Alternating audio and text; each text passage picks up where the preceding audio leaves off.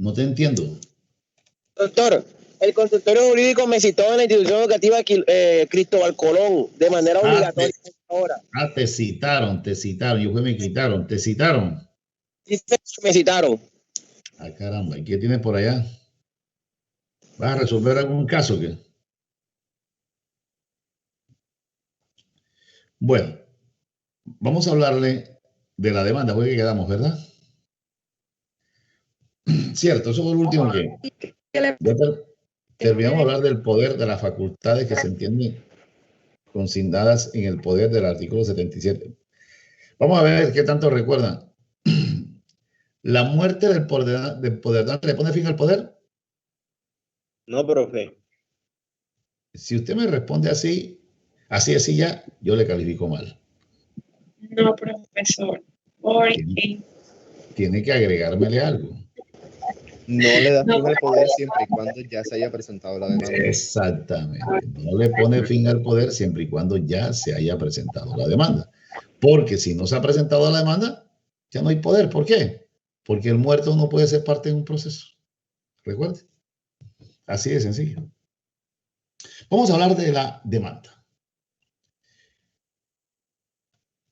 Nos hablan de un derecho de acción, que es un derecho subjetivo, público, que tenemos todos para acudir ante la rama judicial para pedir una tutela jurídica. Pero obviamente que no puede haber acción sin pretensión, es decir, sin demanda. No podemos ejercitar el derecho de acción si no estamos demandando una protección como tal, ¿cierto? Entonces mire que efectivamente ese derecho de acción se hace efectivo a través de la demanda. La demanda es tan importante. Cuando ustedes vieron teoría general, o ustedes ya no ven teoría general, sino la parte... Ustedes sí ven teoría general todavía, ¿verdad? Sí vieron teoría general del proceso. Sí, doctor. Señor. Ok. ¿Quién es dictó Giroldo? Giancarlo Leal. Giancarlo Leal. Bueno. Cuando ustedes les hablaron de la teoría general, les hablaron de unos principios. Y le hablaron de un principio dispositivo, de un principio inquisitivo, ¿cierto? Recuérdenme, ¿qué diferencia hay entre el uno y el otro? ¿Qué diferencia hay entre un principio dispositivo y un principio inquisitivo?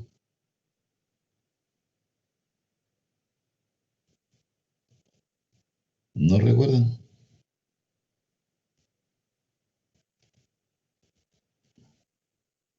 Y ven penal también, ¿cierto? Ven... Esto no deja casi ante un micrófono. Buenos días. El principio inquisitivo es opuesto al dispositivo. Consiste en que el juez no es sujeto pasivo del proceso, sino que adopta la calidad de activo por cuanto está facultado para iniciar, fijar el tema de decisión y decretar pruebas necesarias para establecer los hechos. ¿Me estás hablando de qué principio? Del inquisitivo. Le estoy hablando.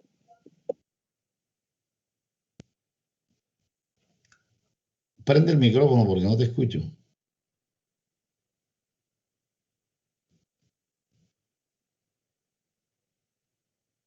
No te escucho. Ya, profe, ahora sí me escucha. Ahora sí. Ahora sí te escucho. Mira, el dispositivo es el que asigna a las partes, es el que se le asigna a las partes y no al juez.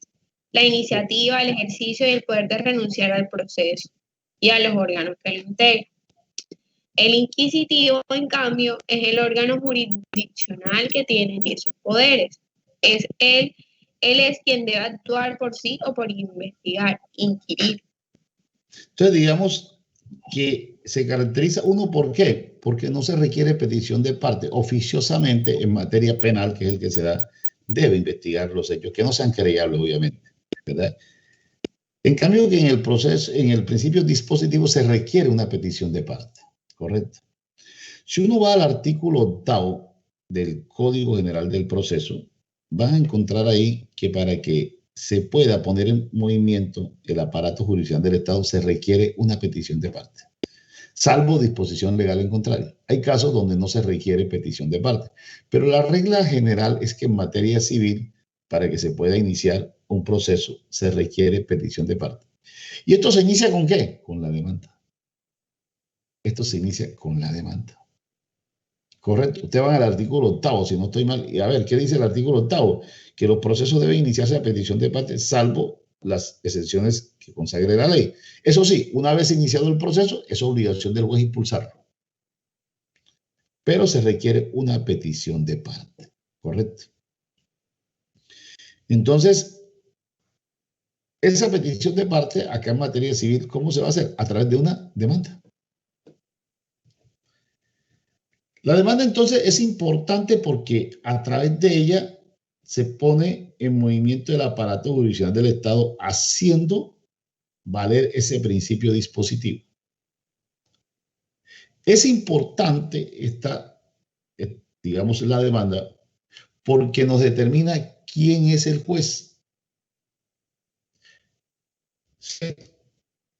Es importante la demanda porque nos determina cuáles son las pretensiones que piden una tutela jurídica. Es importante la demanda porque nos determina quiénes son las partes en el proceso, quiénes van a ser las partes en el proceso. Es decir, quién será el demandante, quién será el demandado, salvo que haya que integrar un litis consorte necesario, que no se integre en la presentación de la demanda.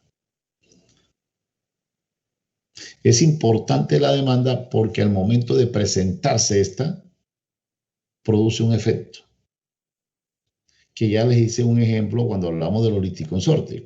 ¿Qué efecto produce la presentación de la demanda? Suspender el término de prescripción y hacer inoperante la caducidad siempre y cuando se notifica al demandado dentro del año siguiente. Es importante la demanda porque al momento de notificarse, como dice el artículo 94, se constituye en mora si hay que constituir en mora a alguien o si hay que notificar la cesión de un crédito igual. Es importante la demanda porque limita el juez en su pronunciamiento, porque en materia civil no podemos fallar extra o ultra petita, salvo casos excepcionales.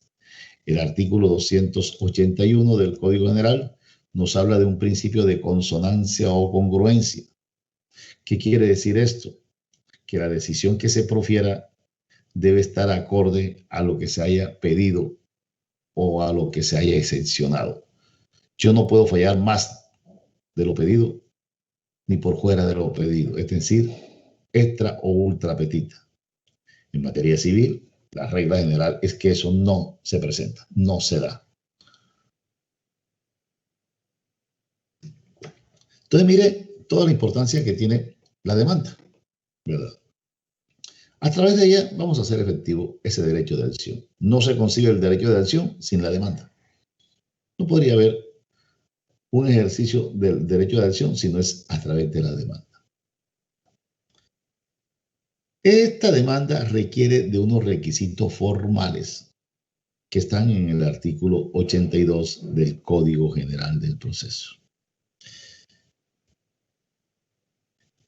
Entonces, mire, lo primero, primer requisito, la designación del juez a quien se le dirige la demanda. Mire que a partir de ahora vamos a hablar, como les dije en la clase pasada, digamos que lo que habíamos dicho hasta el viernes pasado tenía que ver con el primer libro del Código General del Proceso, ¿cierto? Que hace mención a los sujetos procesales. Ahora vamos a hablar de las actuaciones de esos sujetos procesales, que es el segundo libro. Entonces, mires, el primer requisito formal de la demanda es la designación del juez. ¿A quién se le dirige la demanda? Pero para saber a quién se le dirige la demanda, tenemos que saber los factores que determinan la competencia. Si nosotros no sabemos los factores que determinan la competencia, vamos a correr el riesgo de que nos las rechacen o no las inadmitan. Por eso el hincapié que les hice con respecto a eso, a los factores que determinan la competencia. No se les olvide que los factores son el objetivo, el subjetivo, el funcional, el territorial, el de conexidad, que dentro del factor objetivo podemos hablar también de la naturaleza del asunto y de la cuantía, ¿cierto? Y no se les olvide a ustedes que los procesos contenciosos de mayor cuantía los va a conocer un juez civil del circuito a la luz del artículo 20. Y los procesos de mínima cuantía, que sean contenciosos, los va a conocer un juez civil municipal en única instancia, de acuerdo al artículo 17, y de acuerdo al artículo 18, los procesos que sean de menor cuantía los va a conocer en doble, digamos en primera instancia, un juez civil municipal. Y un proceso es de mayor cuantía. ¿Cuándo es que un proceso es de mayor cuantía? Cuando supera los 150 salarios mínimos. ¿Y cuándo es de menor?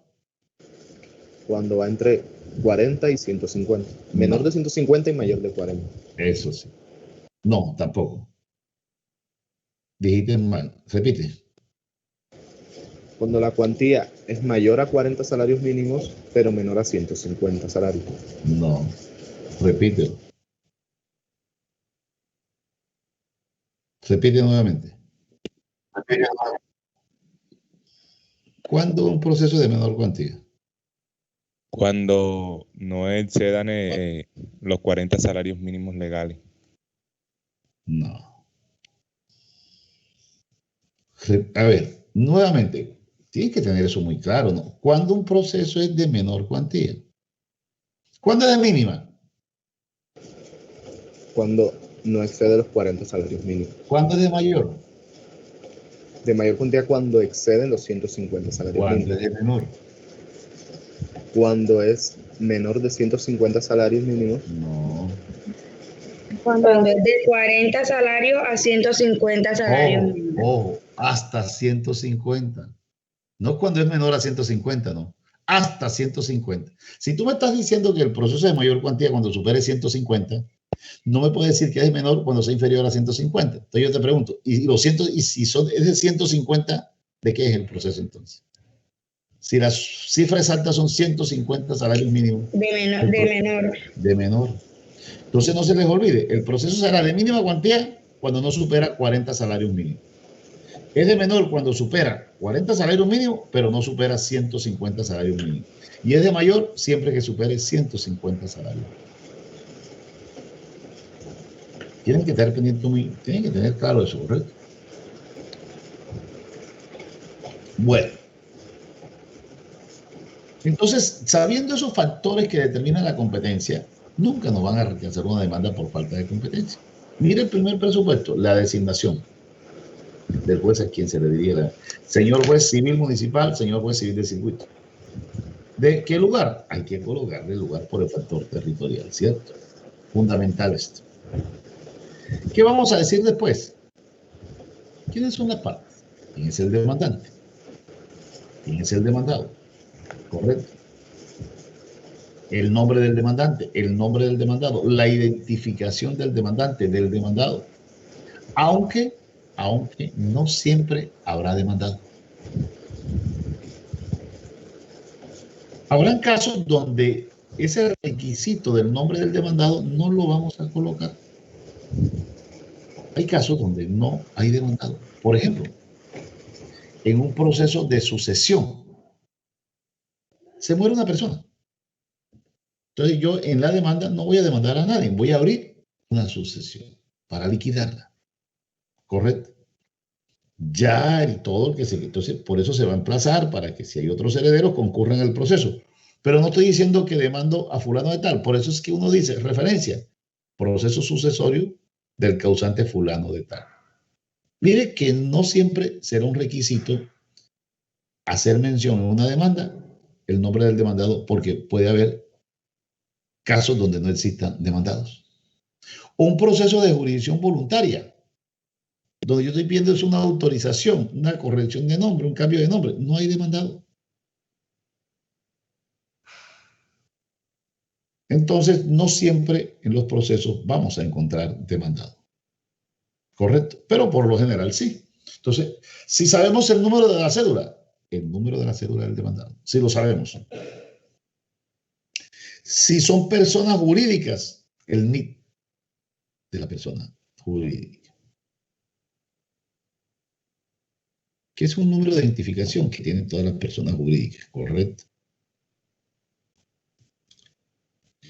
¿Qué vamos a hacer después?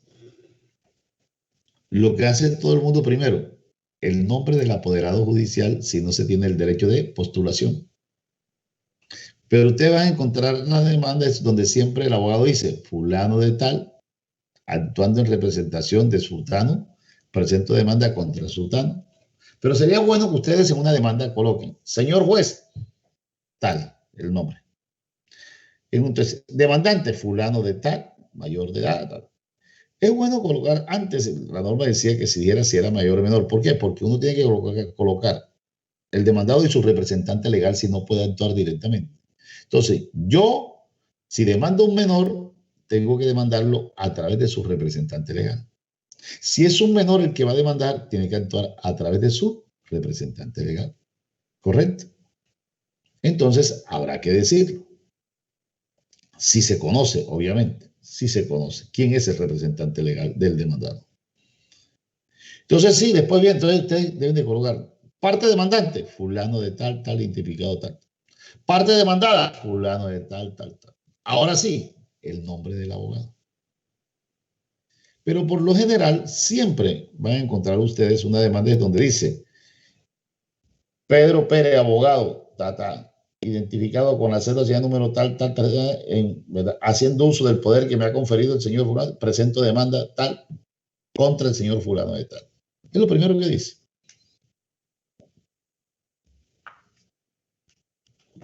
Después de esto, vamos a hablar de las pretensiones. Precisarlas, clarificarlas. No pueden ser confusas, no pueden ser contradictorias. Entonces vamos a recordar algo que ya vimos cuando hablamos de los factores que determinan la competencia. Vamos a ver la memoria de ustedes, vamos a ver hasta dónde está su memoria. Yo creo haberles hablado de esto.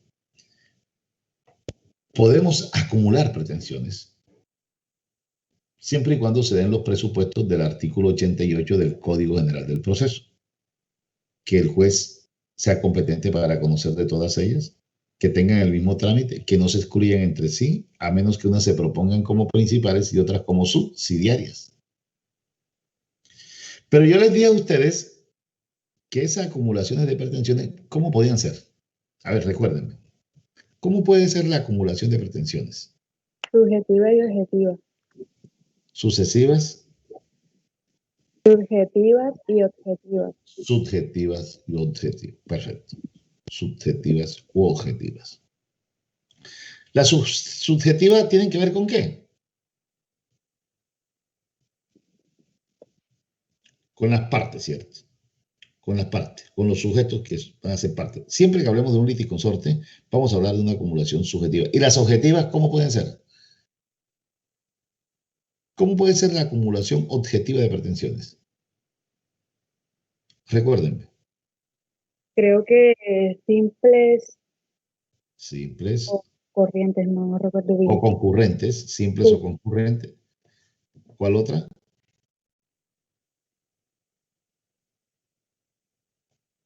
¿Cómo se les olvidó? ¿Por qué? Principales o alternativas. Subsidiarias, principales o subsidiarias. ¿Cómo? Y alternativas. Alternativa. Igual. Entonces, mire, la acumulación de pretensiones puede ser simple o concurrente, sucesivas, principales o subsidiarias y alternativas, querían ver. ¿Cuándo estamos en presencia de una acumulación objetiva, simple o concurrente de pretensiones? Cuando yo al juez le presento varias pretensiones para que se me pronuncie sobre todas.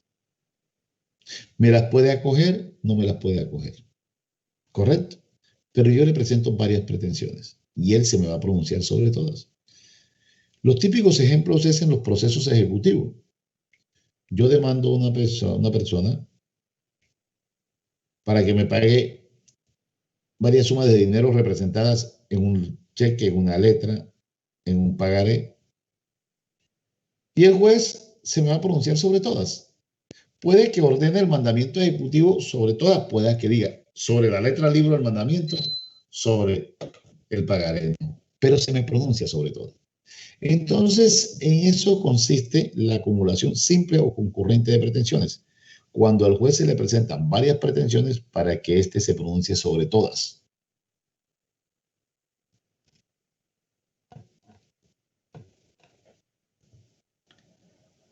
Sucesivas es cuando, para que el juez pueda pronunciarse sobre una pretensión, previamente debe prosperar otra. Debe haber una dependencia de esa pretensión. Por ejemplo,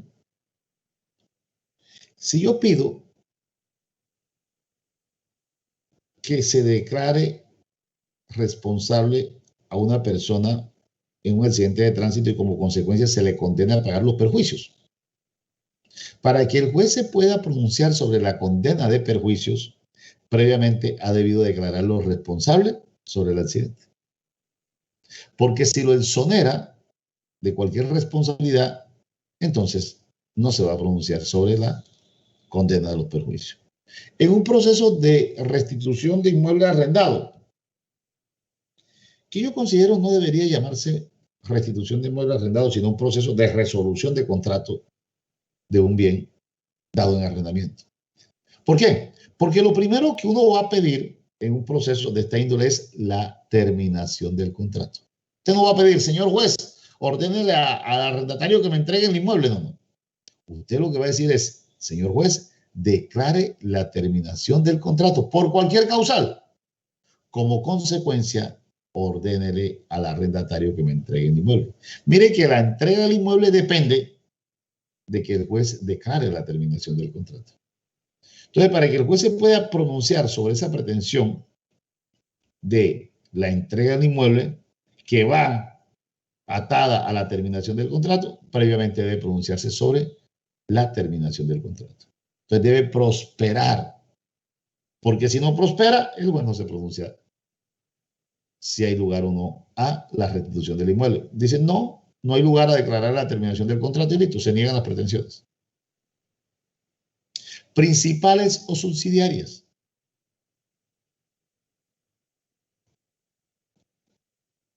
Entonces, yo voy a solicitarle al juez una pretensión como principal y en el evento de que no prospere esa pretensión, el juez entra a estudiar una que le presento como subsidiaria. Señor juez, declare que el contrato celebrado entre A y B es nulo. Subsidiariamente, si usted encuentra que no es nulo, diga que hay una lesión enorme. Para que el juez se pueda pronunciar sobre la lesión enorme, es que no prospere la pretensión principal, ¿cuál? La de la nulidad. O diga que es simulado. Señor juez, declare que el contrato celebrado entre A y B sobre la venta de la casa tal es nulo. Subsidiariamente, si usted encuentra que no es nulo, entonces considero, señor juez, que usted debe estudiar para que declare la simulación del mismo.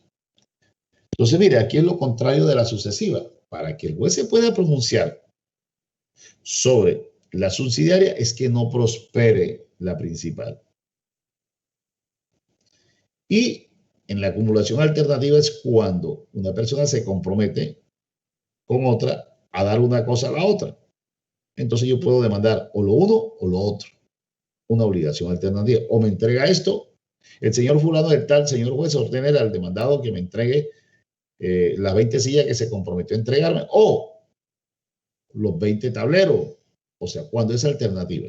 Y depende de quién tenga que escoger. ¿Verdad? Entonces, esto tiene que ver con qué? Con la acumulación de pretensiones. Como alguien de ustedes decía, puede ser subjetiva u objetiva. ¿Y cuando es subjetiva? Cuando tiene que ver con los sujetos. Ahora, en razón de que esta acumulación de pretensiones, por un principio, ¿cuál? De economía procesal.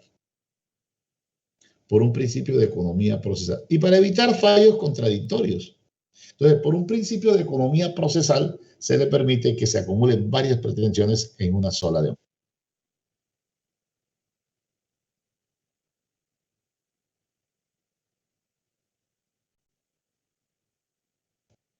clasificados, numerados, precisos, concisos.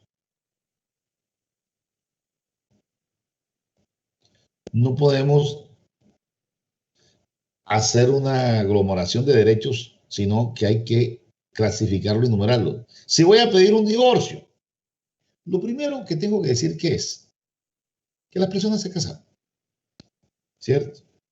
Señor juez, declare la cesación de los efectos civiles del matrimonio religioso de fulano o el divorcio del matrimonio civil fulano de tal. Hechos. El día tal, A y B contrajeron matrimonio por los ritos del matrimonio católico o civil. ¿Verdad? Ese sería el primer hecho. Segundo hecho, como consecuencia, bueno, vivieron juntos. Tercer hecho, el señor incurrió en relaciones sexuales extramatrimoniales o maltrataba a la cónyuge.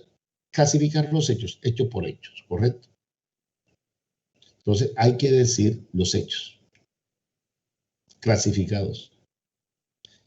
Las pruebas, hacer una relación de los medios probatorios que yo tenga. Una relación de esos medios probatorios, ¿verdad? Decir, aportar o relacionar mejor los documentos, las pruebas documentales que tengo en mi poder. Y decir, las que no tenga yo, que las aporte el demandado porque él las tiene. Entonces tendría que decir eso. ¿Cierto? Señor juez, aporto, anexo como prueba estos documentos. Manifiesto que el documento tal está en poder del demandado para que se le requiera que al momento de contestar la demanda lo aporte. Si voy a solicitar testigo, señor juez, sírvase citar a fulano de tal. Ojo a esto. Ustedes ven probatorio, ya están viendo prueba, ¿no? O es el semestre que viene. No, profe. Bueno, cuando vean prueba uno tiene que, y sean muy cuidadosos en esto.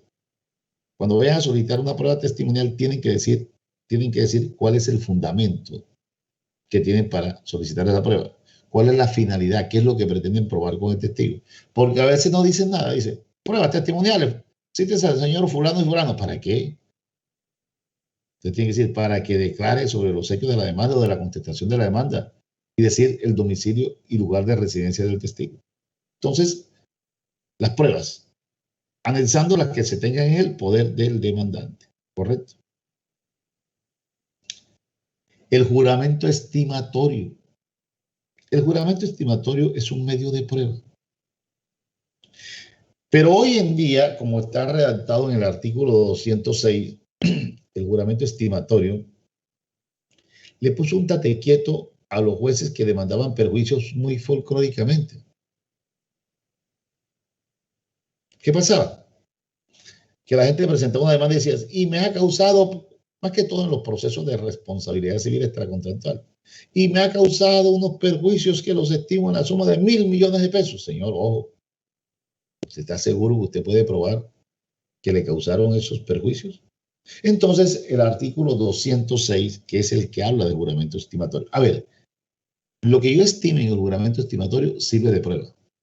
Es un medio probatorio. El juramento estimatorio es un medio probatorio. Entonces, sirve de prueba lo que yo estime. Si no es objetada. Y si el juez considera que no hay colusión o fraude en esto.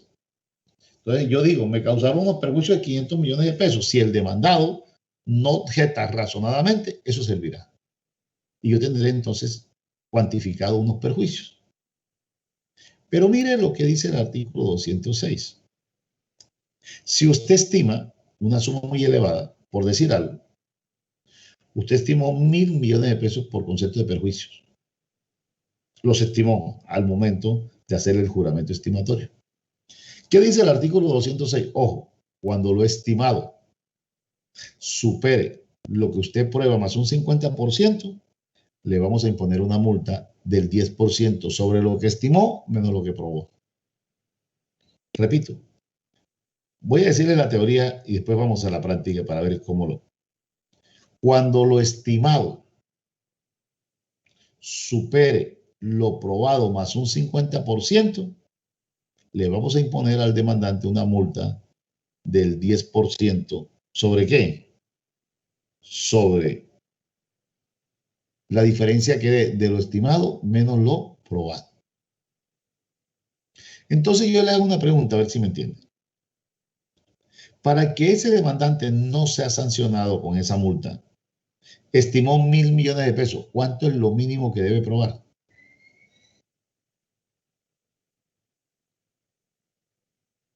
¿Cuánto sería lo mínimo que debe probar? Estimó 1.000 millones de pesos.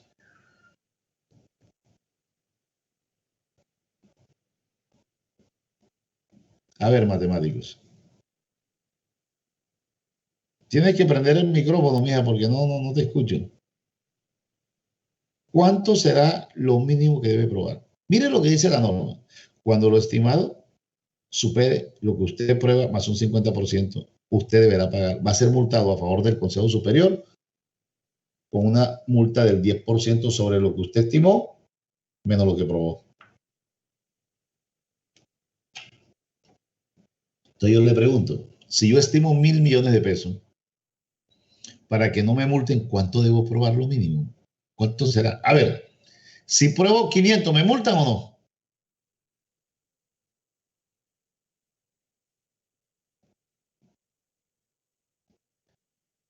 Pregunto, ¿me multarán? Obviamente que la norma dice si esa estimación es objetada razonadamente por el demandado, dentro del término que tiene para proponer excepciones, o en el proceso ejecutivo, o para contestar a la demanda.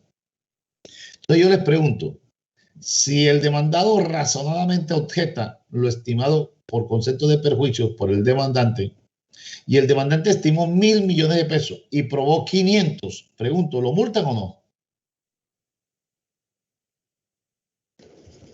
Sí, señor, sí lo multan.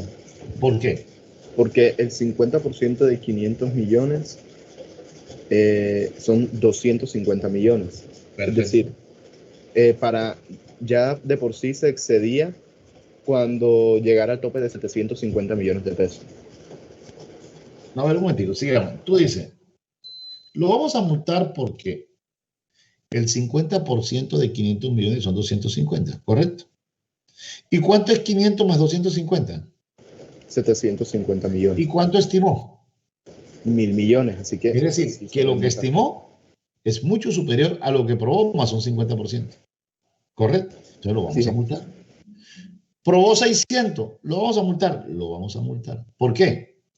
Porque el 50% de 600, ¿cuánto es? 300. Y 300 más 600, ¿cuánto da? 900. ¿Cuánto estimó? 1.000. 1.000 es muy superior a 900.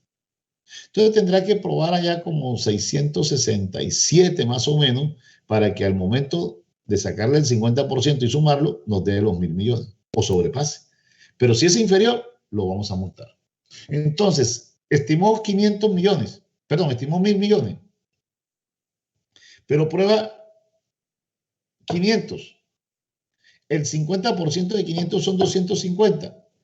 500 más 250, 750. Lo que estimó superó más de lo que él probó más un 50%. Entonces le ponemos una multa de ¿cuánto? De lo que estimó menos lo que probó. Entonces, 1.000 millones de pesos menos 500, ¿cuánto da? Los 500 millones de pesos. ¿Y cuánto es el 10% de 500 millones? 50 millones. Entonces le vamos a imponer una multa de 50 millones de pesos.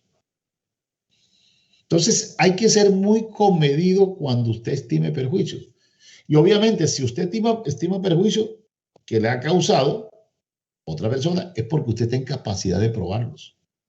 Y miren lo que dice el parágrafo final de ese artículo 206. Si por culpa suya usted no demuestra las pretensiones que está alegando, le van a imponer una multa del 5%. ¿Esto qué lleva? A que uno no sea folclórico. Y que cuando uno vaya a demandar, tenga la certeza de que puede aprobar y que no va a ser negligente al momento de invocar los medios probatorios para acreditar el hecho que estoy alegando como fundamento de derecho. Uno tiene que ser muy comedido en los hechos. No se les olvide que los hechos son los fundamentos de las pretensiones. ¿Correcto? Recuerden, yo le he dicho siempre, el derecho sustancial es estático. El derecho procesal es dinámico.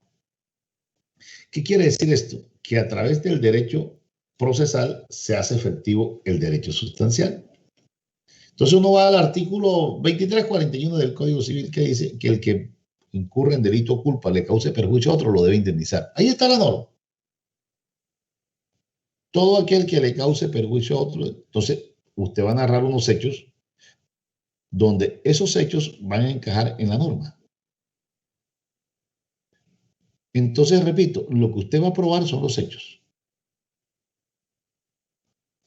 Entonces, tiene que ser muy comedido al momento de relatar unos hechos en la demanda. Entonces, ojo con ese juramento estimatorio, ojo con eso. Después de qué vamos a hablar, los fundamentos de derecho. Eso que les acabo de decir ahora, los fundamentos de derecho. Hacer una breve exposición, no solamente relatarlo, decir, fundamento de derecho, artículo tal, como hace mucho, no. Hoy se dice que hay que hacer una breve exposición sobre esos fundamentos de derecho. A ver, cuando vayan a relatar o a realizar una demanda, sean cuidadosos al momento de redactar los hechos. No vayan a juzgar enseguida. No vayan a decir en los hechos, el día tal que me transportaba en el bus tal, entonces, hubo un accidente porque el señor, el otro, a la fija venía borracho. No hagan ese juicio de valor. Ustedes no saben si venía borracho o no. ¿Se voló el semáforo? Se lo voló. ¿Por qué? No sabemos. Pero entonces ya empiezan a decir que venía borracho cuando eso está sujeto a una prueba pericial, ¿verdad? Entonces, sean cuidadosos con los hechos, porque eso es lo que vamos a probar. Eso es lo que vamos a probar, ¿correcto? Los fundamentos de derecho, vamos a decir cuáles son las normas que amparan las pretensiones que estamos invocando. ¿Cuáles son las normas? Esto que le acabo de decir, en el proceso de responsabilidad civil extracontractual. Hombre, hay un artículo 2341 del Código Civil que dice que todo aquel que por delito, ¿verdad?, o culpa le cause perjuicio a otro, lo debe indemnizar. Ahí está la norma. Entonces, ¿está dónde? En el Código Civil. Es estático, ahí está la norma. La vamos a encajar ya dentro de un proceso, pero a través del derecho procesal, que es dinámico. Acá es donde vamos a probar. Entonces tenemos que hacer hacer mención a las normas y más o menos una pequeña exposición sobre esos fundamentos de derecho. La cuantía. Ojo a esto. La cuantía será un requisito de la demanda, única y exclusivamente cuando determine la competencia o el trámite. Pero si la cuantía no determina la competencia o el trámite, no es requisito de la demanda. Ojo a eso. Repito, la cuantía será un requisito de la demanda en la medida que determine la competencia o el trámite. Entonces, nosotros decimos, el proceso, señor, uno le dice al juez por qué es competente. Entonces, cuando uno en la demanda diga, competencia, señor juez, usted es competente en razón de la cuantía, por tratarse de un proceso de menor o de mínima cuantía, y por el domicilio del demandado, o lugar de ocurrencia de los hechos, o lugar de ubicación del inmueble, ¿verdad? Le va a hablar de esos factores. Le va a decir un factor más que todo objetivo y un factor territorial. ¿Por qué usted es competente? ¿Por qué señor juez, usted es competente por la cuantía? Porque es de mínima, porque es de menor, porque es de mayor. Cuando la cuantía determine la competencia. Pero si la cuantía no determina la competencia, no es requisito de la demanda. Un ejemplo, en un proceso de expropiación, el artículo 20 del Código General le asigna competencia privativa a los jueces civiles del circuito. Entonces, en tratándose de un proceso de expropiación, usted no tiene que hacer mención en la demanda a la cuantía. No es requisito de la demanda a la cuantía. ¿Me están entendiendo? Entonces, ¿cuándo la cuantía es un requisito de la demanda? La respuesta es cuando determine la competencia o el trámite. Y así lo dice la norma.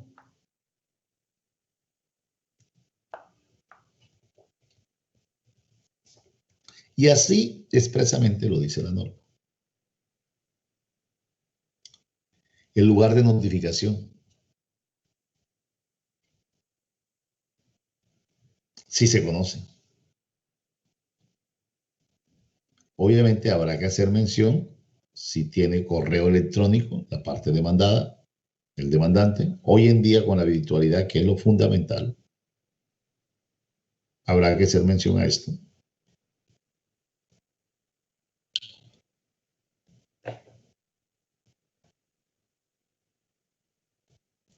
Entonces vamos a mirar ahora con el decreto 806, que hay unos requisitos adicionales en el sentido que usted tiene que decir el correo electrónico de la parte demandada, porque usted debió enviársela a ella.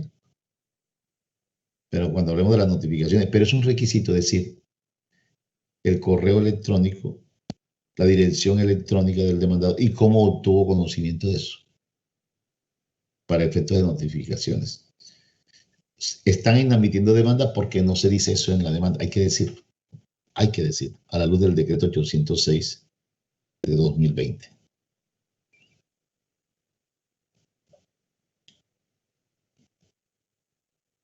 Hay demandas que requieren unos requisitos especiales. Por ejemplo,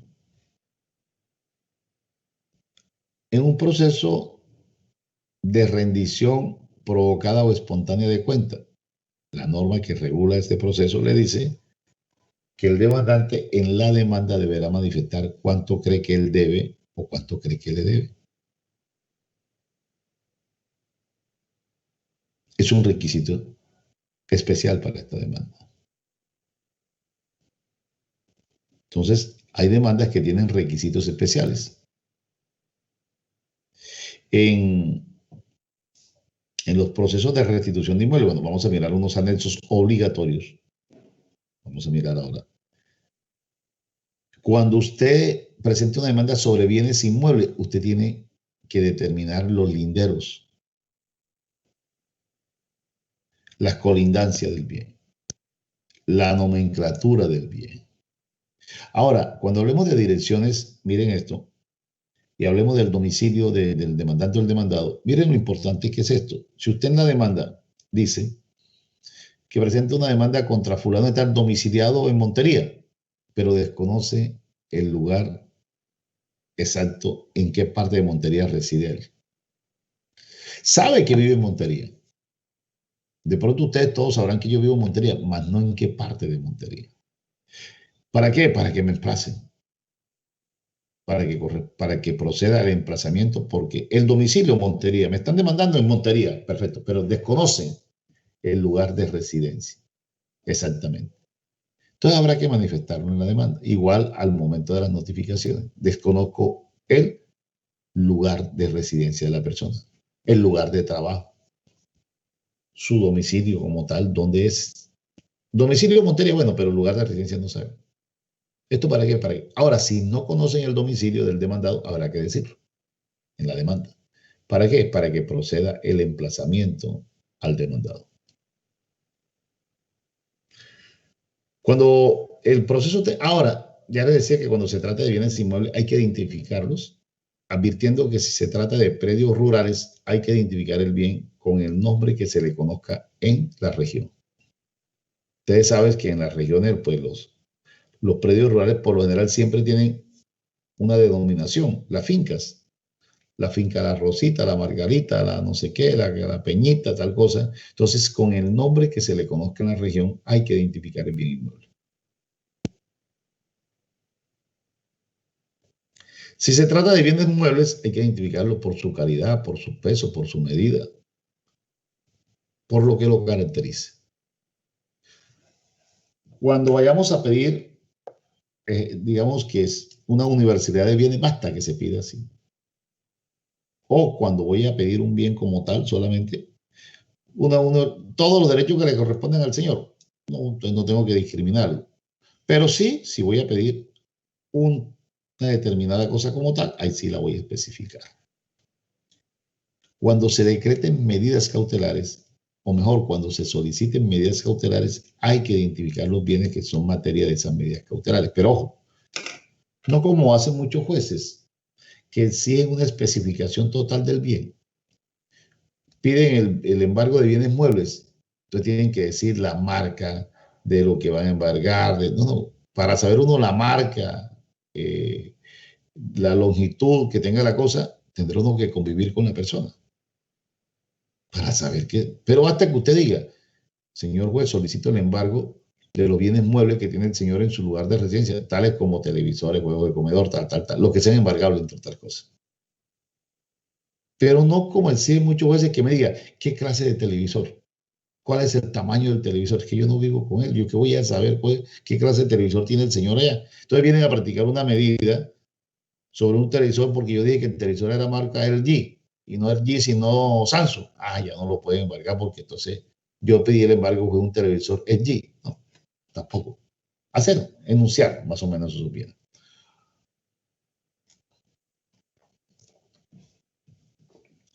Miren que hacer una demanda es fácil. Lo que pasa es que nosotros, todos nosotros, nos acostumbramos a las prácticas forenses, ¿cierto? Pero si vamos a hacer una demanda es fácil. Veamos qué la hacemos. Vamos a ver. Primero, señor juez, civil municipal de tal parte. Ese sería, ¿verdad? Señor juez, tal. Primer presupuesto. Segundo, parte demandante, Pedro Pérez, identificado con la cédula tal, domiciliado en tal parte. Mayor de edad, domicilio. Parte demandada, fulano de tal. El abogado, nombre del apoderado judicial, fulano de tal, porque la parte demandante no tiene el derecho de postulación y el tú. Pretensiones, señor juez, solicito que se declare responsable al señor fulano de tal del accidente de tránsito ocurrido el día tal. Como consecuencia que se le condene a pagar los perjuicios, tanto materiales como morales, que le ocasionó, los cuales estimo la suma de tanto. Hechos. El día tal, siendo la hora tal, cuando transitaba por la calle 27 con carrera segunda, el vehículo conducido por el señor fulano de tal se voló el semáforo y colisionó con el mismo. De esa colisión, pues resulté fracturado, me llevaron a tal parte, tal. Ahí me tuvieron que atender, entonces, me gasté tanto, esto una incapacidad de tanto, y relata uno los hechos. ¿Quién más que para uno que los conoce? Los hechos de la demanda, ¿cierto? Las pruebas. Entonces, para acreditar los hechos que acabo de relatar, anexo a esta demanda los siguientes medios probatorios. Está todo lo que usted tenga. De la prueba documental, la historia clínica, los gastos que tuve, tal. Manifiesto que tal documento no está en mi poder, pero lo tiene el demandado para que lo aporte al momento de contestar la demanda. Voy a decir eso. Y mire que voy por las pruebas, ¿cierto? Si voy a estimar perjuicios, juramento estimatorio, estimo, señor juez, los perjuicios que me ocasionó el señor en la suma de tanto, para que sirvan de medio probatorio.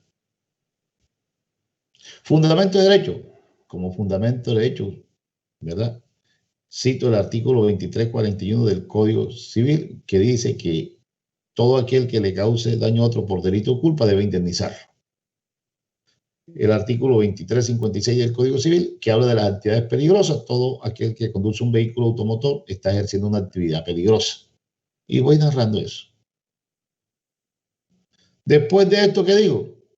La cuantía, señor juez, es usted competente por la cuantía, la cual estimo en una suma superior a 150 salarios mínimos o inferior a 150 salarios mínimos, pero superior a 40. Entonces el proceso será de menor cuantía o de mayor cuantía. ¿Correcto? Entonces, ¿el trámite cuál es? El trámite que le corresponde a este proceso será uno de verbal de mayor o menor cuantía o un verbal sumario si es de mínima cuantía, y ahí estoy diciendo. Notificaciones. El demandado puede ser notificado en tal parte, tal, la dirección electrónica, esto y esto y esto. El demandante en esto. Y ahí está. Y la hizo uno. Pero nosotros siempre acudimos ¿a qué? A una práctica. Y mire que en la mayoría de las demandas va a encontrar usted por lo general primero los hechos que las pretensiones. Aunque eso no importa. Este orden que está ahí, pues no importa que usted lo vaya a alterar. Allá en materia, cuando yo vi segundo elemental, no sé si eso todavía estará, le enseñaron a uno la ley. A ver, ¿Cuál es la ley que dice? El orden de los factores no altera el producto. En matemática. ¿Cuál es esa ley que dice eso? Y eso lo hizo uno permanentemente. El orden de los factores no altera el producto. Eso me lo enseñaron a mí en segundo elemental. Y ya tengo 60 años, figúrense ustedes. ¿Cuánto hace que me enseñaron eso? ¿Cuál es la ley que dice eso? El orden de los factores.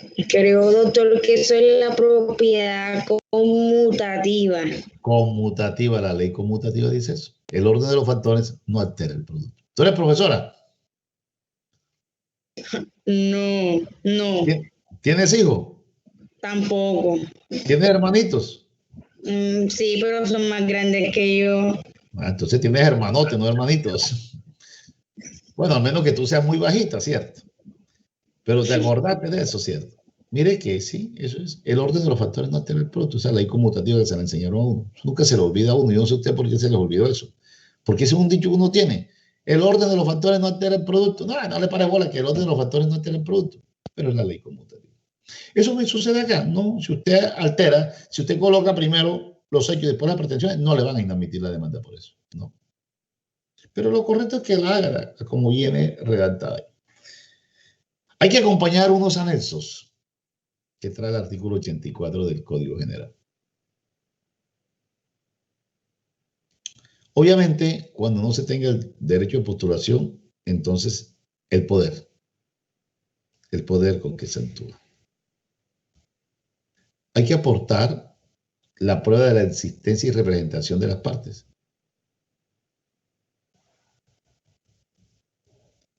Las pruebas que se tengan en su poder. Hoy la norma habla de un arancel judicial que ha sido declarado inexequible, pero sí, cuando haya que pagar valores de copia y todo, habrá que aportar esto.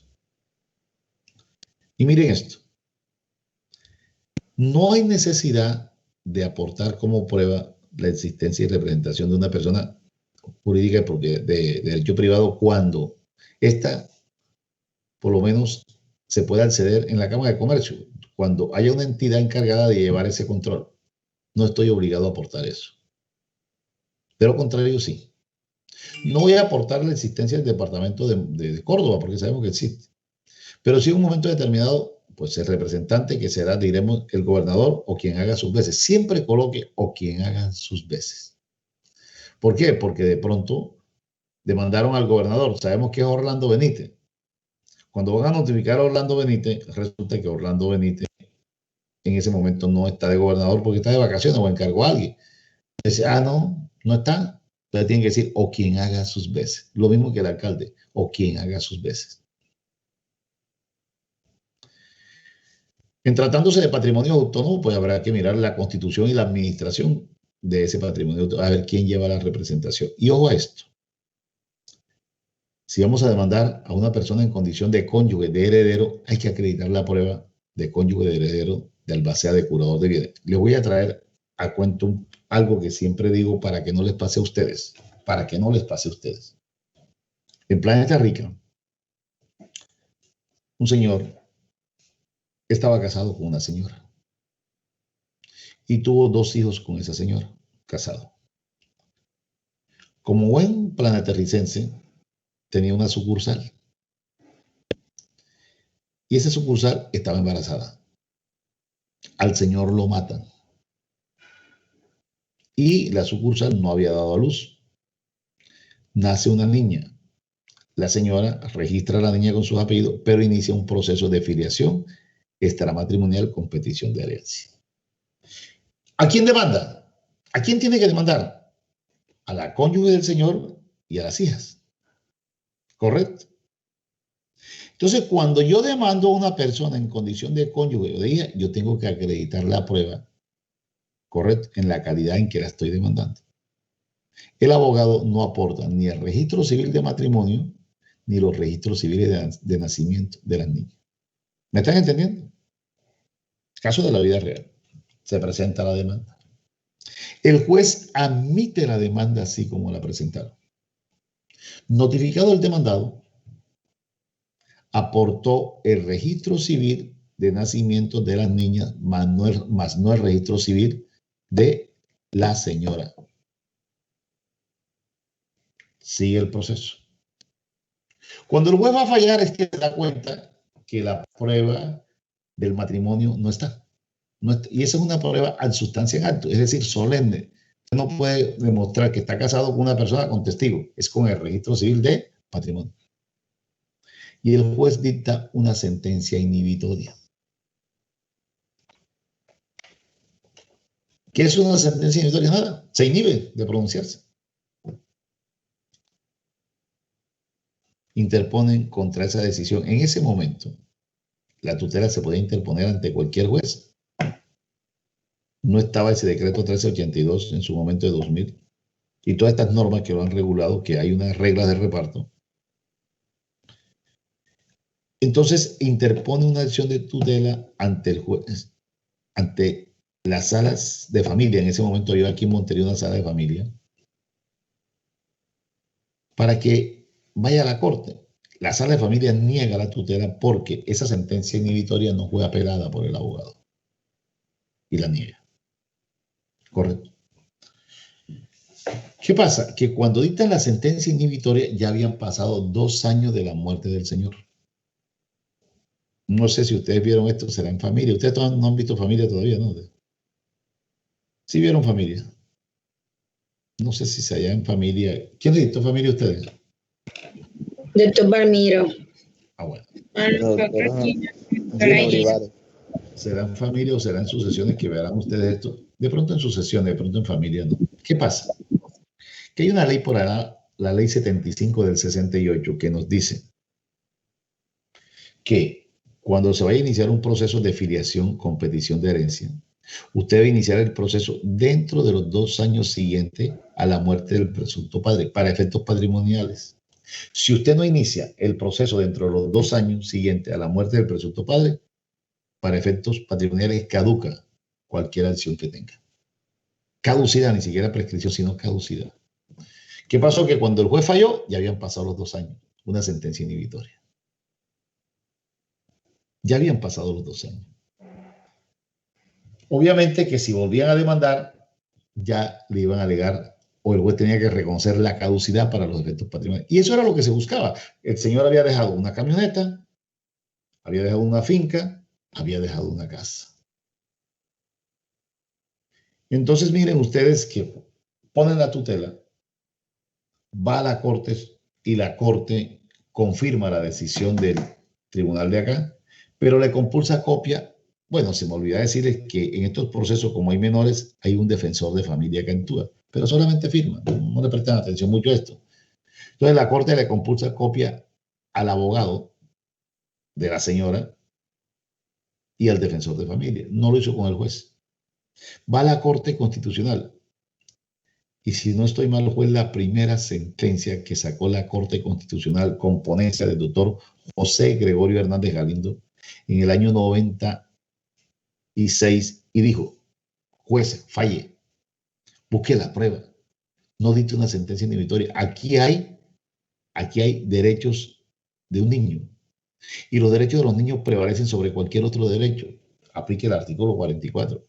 Yo recuerdo que eso llevó a que el Espectador sacara un editorial diciendo que ya se había acabado con la seguridad jurídica, porque en ese momento es cuando la Corte, repito, Constitucional, saca un fallo contra sentencia judicial. Entonces, vamos, ¿a qué viene esto?